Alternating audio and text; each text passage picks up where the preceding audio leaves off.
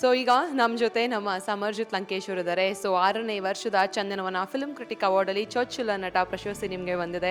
So once again congratulations Samarjit. So ಎಷ್ಟು ಖುಷಿ ಆಗ್ತದೆ, ನಿಮ್ಮ ಮೊದಲನೇ ಚಿತ್ರದ ಅವಾರ್ಡ್ ಇದು. ಸೊ ಎಷ್ಟು ಎಕ್ಸೈಟ್ ಆಗಿದ್ದೀರಾ? ಅದೇ thank you ma'am so much. ತುಂಬ ಖುಷಿ ಆಗ್ತಾ ಇದೆ. ನಾನು ಸಿನಿಮಾ ಮಾಡಿದಾಗ ಜನರು ಪ್ರೀತಿ ಸಿಕ್ಕಿದ್ರೆ ಅದು ಸಾಕು ಅಂದ್ಕೊಂಡಿದ್ದೆ. ಬಟ್ ಇವತ್ತು ಕ್ರಿಟಿಕ್ಸಿಂದಾನೇ ಅವ್ರಿಗೆ ಇಂಪ್ರೆಸ್ ಮಾಡೋದು ತುಂಬ ಕಷ್ಟ. ಬಟ್ ಅವರಿಂದಾನೇ ಒಂದು ಅವಾರ್ಡ್ ಸಿಕ್ಕಿರೋಕ್ಕೆ ತುಂಬ ಖುಷಿ ಆಗ್ತದೆ. ಇನ್ನೂ ಕಷ್ಟಪಡಬೇಕು, ಇನ್ನೂ ಒಳ್ಳೆ ಸಿನಿಮಾ, ಒಳ್ಳೆ ಪಾತ್ರಗಳು ಮಾಡಬೇಕು ಅಂತ ಇದೊಂದು ಸ್ಫೂರ್ತಿ ನೀಡಿದೆ. ಸೊ ಅದಕ್ಕೆ ಥ್ಯಾಂಕ್ ಯು. ಸೊ ಈ ಅವಾರ್ಡ್ನ ಯಾರಿಗೆ ನೀವು ಡೆಡಿಕೇಟ್ ಮಾಡೋದಕ್ಕೆ ಇಷ್ಟಪಡ್ತೀರಾ? ಅದೇ ನಾನು ನಮ್ಮ ತಾಯಿಗೆ ಡೆಡಿಕೇಟ್ ಮಾಡಬೇಕು ಅಂತ ಇದೀನಿ.